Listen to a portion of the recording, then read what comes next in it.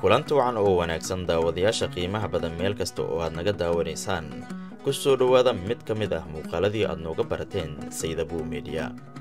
maanta waxaan idiin soo bandhigaynaa qaar ka mid ah wadooyinka waaweyn ee magaalada Toulouse oo ku taala dalka Faransiiska. haddii aad ku cusub tahay channelka fadlan subscribe saar si aad ula socoto barnaamijyadeeda cusub. waad mahadsantihiin.